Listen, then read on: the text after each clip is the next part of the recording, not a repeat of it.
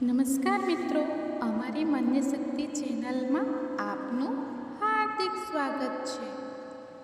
આજે આપણે સાંભળીશું ગુરુ પૂર્ણિમાના પર્વનું મહત્વ તથા કથા. જો આ વિડીયો તમને પસંદ પડે તો લાઈક અને શેર કરી ચેનલને સબસ્ક્રાઈબ જરૂરથી કરજો. અષાઢ સુદ પૂનમના દિવસે ગુરુ પૂર્ણિમાનો પર્વ આવે છે. અષાઢ સુદ પૂનમનું બીજું નામ વ્યાસ પૂર્ણિમા પણ છે. ગુરુ પૂર્ણિમાને વ્યાસ પૂર્ણિમા પણ કહે છે. આને સૌથી મોટી પૂનમ માનવામાં આવે છે. ગુ એટલે અજ્ઞાનરૂપી અંધકાર અને રૂ એટલે અંધકારનો નાશ કરનાર જ્ઞાનરૂપી પ્રકાશ. આમ ગુરુનો અર્થ અજ્ઞાનરૂપી અંધકારનો નાશ કરનાર એવો થાય છે. આ ઉપરાંત અષાઢ મહિનાની સુદ પૂર્ણિમાએ ભગવાન વેદવ્યાસજીનું પ્રાગટ્ય થયું, જેમણે વેદોને વ્યવસ્થિત કર્યા. 4 વેદ 4 શિષ્યોને ભણાવ્યા. અથર્વવેદ અંગેરા ઋષિને ભણાવ્યો. ઋગ્વેદ એ પેલ ઋષિને ભણાવ્યો. સામવેદ એ જૈમિની ઋષિને ભણાવ્યો અને યજુર્વેદ એ વૈશંપાયન ઋષિને ભણાવ્યું. આપણા 8 પુરાણો અને મહાભારત તેની રચના પણ ભગવાન વેદવ્યાસજીએ જ કરી છે. માટે વિદ્વાનો એવું માને છે કે વ્યાસ શિષ્ટમ જગત સર્વમ, જે કંઈ બોલાય છે એ વ્યાસજીનું જ ઉચ્ચ શિષ્ટ છે. જ્યારે કથા કરવા માટે કોઈ પણ વક્તા પીઠ ઉપર બેસે છે ત્યારે તે પીઠનું નામ પણ વ્યાસપીઠ જ રહ્યું છે. યુગો બદલાયા, સદીઓ બદલાઈ, પણ પીઠનું નામ બદલાયું નથી. અષાઢ સુદ પૂર્ણિમાને દિવસે ભગવાન વેદવ્યાસજીની પૂજા કરવાનું વિધાન છે. આપનો વારસો, આપણી સંસ્કૃતિ જો કોઈએ ટકાવી હોય તો તે વ્યાસજીએ ટકાવી છે. વ્યાસ પૂર્ણિમાનું બીજું નામ જ ગુરુ પૂર્ણિમા છે. આપણા ગુરુએ વ્યાસ સ્વરૂપ જ છે. ગુરુ એટલે ઊંડા અંધારીથી પરમ તેજે તું લઈ જા. ગુરુ નિસ્પૃહી, નિલોભી, નિર્માની, સાત્વિક ગુણોથી સબર હોવા જોઈએ. ગુરુ અને સદગુરુમાં એટલો જ ફરક છે કે જે શિષ્યનું યોગ્ય માર્ગદર્શન કરી નવી ઊંચાઈએ લઈ જાય તે સદગુરુ. શ્રીમદ ભગવદ્ ગીતામાં ગુરુના શ્રેષ્ઠ લક્ષણો બતાવ્યા છે. ગુરુ તથા શિષ્યોના આત્મપર્શ માટે પ્રયત્નશીલ હોવા જોઈએ. વેદવ્યાસજીએ સ્કંદ પુરાણના 182 શ્લોકોમાં સદગુરુનો મહિમા વર્ણવ્યો છે. સદગુરુ અને ઈશ્વરમાં એકતા. તાજી ભગવાન દત્તાત્રેય પણ 24 ગુરુ કર્યા હતા, જેમાંથી તેમને અલગ અલગ જ્ઞાન પ્રાપ્ત કર્યું હતું. ગુરુના દર્શન એટલે પ્રત્યક્ષ પ્રભુના દર્શન. ગુરુ એટલે સચ્ચિત અને આનંદનું સ્વરૂપ. ભગવાન શિવે પણ ગુરુ વિશે સ્વયં કહ્યું છે: ધ્યાનમૂલ ગુરુમૂર્તિમ, પૂજામૂલ ગુરુપદમ, મંત્રમૂલમ ગુરુવાક્યમ, મોક્ષમૂલમ ગુરુકૃપા. અર્થાત ગુરુદેવની ભાવમય મૂર્તિ ધ્યાનનું મૂળ છે. તેમના ચરણ કમળ પૂજાનું મૂળ છે. તેમના દ્વારા કહેવાયેલા વાક્ય મૂળ મંત્ર છે. તેમની કૃપા જ મોક્ષનું મૂળ છે. આપણી ભારતીય સંસ્કૃતિમાં ગુરુનું પદ સર્વોચ્ચ માનવામાં આવ્યું છે. ગુરુને બ્રહ્મા, વિષ્ણુ અને મહેશ સમય કહ્યા છે. આપણા મનની અંદર સાત્વિક વિચારોનું સર્જન કરવાવાળા ગુરુ બ્રહ્મા આપણા સાત્વિક વિચારો ટકી રહી તેની સંભાળ લેવાવાળા ગુરુ વિષ્ણુ છે. આપણી અંદર રહેલી વિકૃતિઓનો નાશ કરવા માટે ગુરુ શિવ છે. એક અર્થમાં જોઈએ તો ગુરુ શિષ્યને માટે ભગવાન જ છે. ભગવાન તુલસીદાસજી મહારાજે તુલસીકૃત રામાયણનો આરંભ જ ગુરુ વંદનાથી કર્યું. રામાયણની પહેલી ચોપાઈ, જેમાં ગુરુના ચરણની રજનું મહત્વ છે. જીવનમાં શિક્ષણ આપનારો ગુરુ મળવાનું તો સહજ થઈ જાય છે, પરંતુ જીવન વિદ્યા અને આધ્યાત્મ વિદ્યા પ્રદાન કરનાર ગુરુનું મળવું મુશ્કેલ હોય છે.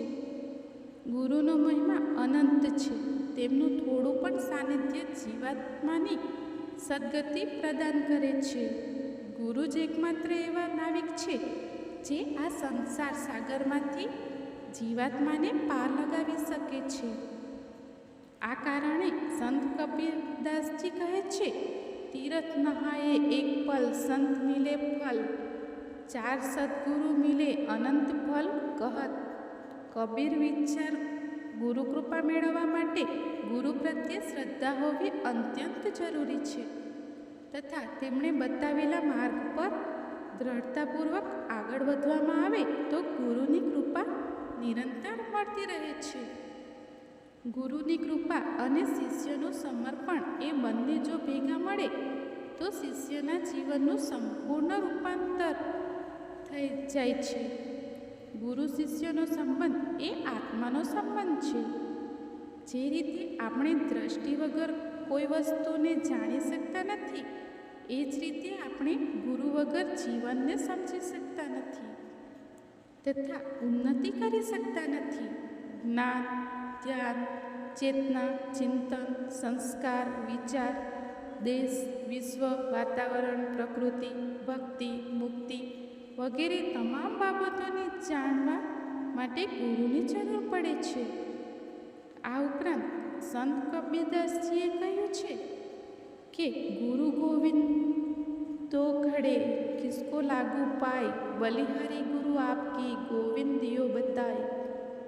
આ શ્લોકમાં કબીરદાસજી એવું કહે છે કે ગુરુ અને ગોવિંદ બંને સામે ઊભા છે, તો પહેલું પ્રણામ કોને કરવું જોઈએ? ત્યારે કબીરદાસજી કહે છે કે પહેલું પ્રણામ બલિહારી ગુરુજીને કરવું જોઈએ, જેમણે ગોવિંદની ઓળખાણ કરાવી. ગુરુ એ સેતુ છે જેના પર ચાલીને શિષ્ય પરમાત્મા સુધી પહોંચી જાય છે. સાંસારિક સંબંધ એ છે જે શરીર અને મનના રાગદ્વેષ સુધી સીમિત રહે છે, જ્યારે આત્મિક અને આધ્યાત્મિક સંબંધ એ છે કે શરીર અને મનના પરિસ્તારથી સાથે જ આત્માની ઉન્નતિ, પ્રગતિ અને મુક્તિ સાથે પણ સંબંધિત હોય છે. ભગવાન વેદવ્યાસજીએ વેદો ઉપરાંત 18 પુરાણો, બ્રહ્મસૂત્ર વગેરે 8 ગ્રંથોનું પણ સર્જન કર્યું છે. તે ગ્રંથો માનવજાતને સાચો માર્ગ બતાવવાનું કાર્ય કરે છે. ભગવાન વેદવ્યાસે લોકોના અંતઃકરણને જ્ઞાનના દિવ્ય પ્રકાશથી પ્રકાશિત તથા પ્રજ્વલિત કર્યું. એટલે જ ગુરુના રૂપમાં પ્રથમ પૂજન તેમનું કરવામાં આવે છે.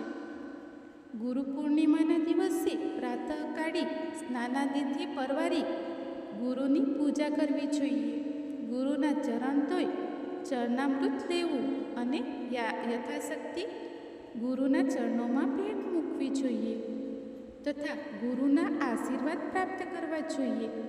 ગુરુ શિષ્યને આશીર્વાદ આપી મોક્ષના દ્વાર ખુલ્લા કરે છે.